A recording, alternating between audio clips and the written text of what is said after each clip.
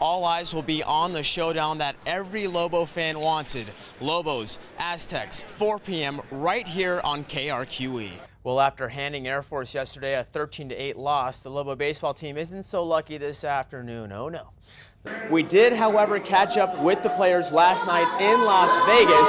You can tell by the crowd, they're ready, and so are the Lobos. Hear what they had to say. And coming up, a look at a link between college and beer. Why that tasty beverage may be a good reason to head to class instead of skipping. It's that time of the year when the Lobos make the trip to Sin City for the Mountain West tournament. Now, most people here in Vegas leave empty-handed, but for the Lobos and their fans, they hope to leave with 3 of a kind.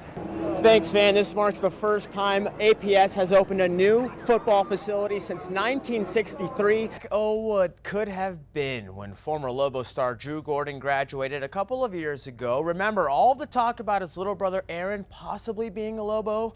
The Pit had a fantastic reception for the young star. However, Gordon decided to play his ball for Arizona, and well, he's one step away from making it to the Final Four, although a pesky Wisconsin team stands in the way. This game is so good we have to skip to the finish in OT. Wildcats trailing until Gordon hits the 3. It's tied at 57. The Badgers have a guy by the name of Frank the Tank Kaminsky, and he showed why he's called the Tank. Off the errant miss, it's Kaminsky with the putback for 2 of his 28, but it's not over. Badgers cling to a 1-point lead, and as the ball squirts away, officials say it's Badgers ball until taking a look at the replay, reversing the call. So Zona has under 3 seconds for a game winner on a play that they wish they had back.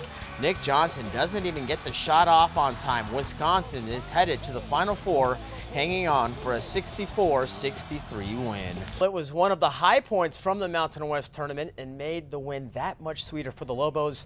You know what we're talking about. We're talking about that dunk. What's it like for you guys to three-peat and to send these seniors out right? That's, we owe it to them.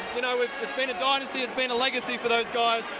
But, we've won this one, and now we're going to start looking forward to the NCAA tournament. Talk a little about that, man. You got the hashtag unfinished business t-shirts going on. Talk about that. Yeah, kiss the rings, unfinished business, all those things. And, we did this last year. We won, and then we came back to the tournament and didn't do what we wanted to do. So we're going to enjoy it while we can, but we got a bigger picture. Now, barring any meltdown, it should be smooth sailing for the Lobos. They're 9-1 versus teams on their side of the bracket. Rio Rancho explodes for 4 runs in this inning. Bases loaded. The squeeze play by Tim O'Mara. Carlsbad caught daydreaming out there. Rams hold off the Cavemen for a 6-4 win. It's Carlsbad's 2nd loss of the season. Not even a week after the Lobos got bounced from the NCAAs, there's talk that the rookie head coach is a hot commodity. CBS Sports is reporting that the University of South Florida is going hard after Neal. Neal is just starting the 2nd year of a 5-year deal that pays him $750,000 a season. And the Tampa, Florida school would have to pony up $1 million buyout to UNM to pry Neal away. After they lost to Stanford Friday, UNM athletic director Paul Krebs told the Albuquerque Journal Neal would not be getting a raise despite his success as a rookie head coach. Now, South Florida's new athletic director worked at UCLA last year with Steve Alford. We all know Alford has a very high opinion of his longtime friend and assistant coach Craig Neal. Tonight, the UNM athletic department told us it doesn't comment on rumors. Back to you. A typical night during monsoon season with plenty of rain and lightning, although nobody at Isotopes Park seemingly realized just how strong this thing was. Typically, well, I use our own video equipment. However, the high winds and heavy rain left me with just cell phone video. This game is postponed in the bottom of the 1st inning. The Isotopes field crew as well as members of the Isotopes staff trying to get the tarp on before severe rain and the wind's just too strong. A few of the crew members were swept underneath the tarp. According to the Isotopes front office, nobody was injured in this ordeal. I've never seen anything like this at Isotopes Park. Coming back from the park was definitely crazy too. Fans scurrying to their cars, trying to get out of the rain. Bent signs as well as broken tree branches on the side of the road. Power out on city blocks as people try to make it home without stalling in high water. Looks like Pirates of the Caribbean out there. One car not so lucky. Although high school sports are finished for the year, you will still find 15-year-old golfing sensation Dominique Galloway hitting the links throughout the summer. It's been pretty tough because the girls I've been playing with, they're all like college girls and they're all really, really good. At just 15 years old, the Class 5A state champ missed the U.S. Open cut by just 6 strokes. They're like, what college do you go to? I'm like, well, I'm going to be a sophomore in high school. They're like, no way, you're so good. It's like, well, just take everything slow and you're going to be a really good player. The Cleveland Storm standout has been golfing since she was 7 years old, and you don't have to look too far to see that golf runs deep in her family. She used to come home, she's all happy and bragging and is like, I want to do that too. So I kind of stole her golf clubs. Dominique's goal is to win a state title every year in high school, but she says there's one player she'll keep an eye out for come 2015. When my little sister comes up, she'll give me a run for my money, but we're really competitive.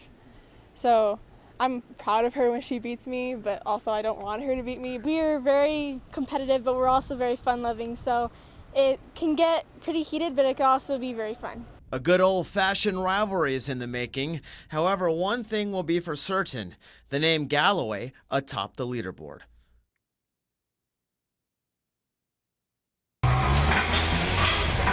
Most people drive their car to work, but for 23-year-old John Posen, lifting one is just another day at the office. Good job. I've always been the big kid in the class. I've always been that guy who's, typically bigger than everybody else, and that's why it was very fitting to me to do a sport, because it's a sport of big men. Posen is a solid 6'5", 370 pounds, and recently placed third in a national competition this year, and is aiming for a pro card with a win at the Arnold Amateur Strongman World Championships in Columbus, Ohio on March 1st. It's the biggest amateur competition in the world right now, so it's a big opportunity to move up in the ranks a little bit. Nothing comes overnight in this sport. I don't care how gifted you are, everything takes time. And it takes years of building and getting strong. Big deep breath, back. Anthony Trujillo has been training the El Dorado graduate for a little over a year now. He says the big man's heart for powerlifting will take him a long way in the sport. So that's a drive that comes from within, and when you really love something, I mean, that's when it all comes out. And he's passionate about something, and something a lot of people don't really know what that is. Good job. In Albuquerque, Lawrence Gilligan, KRQE News 13 Sports.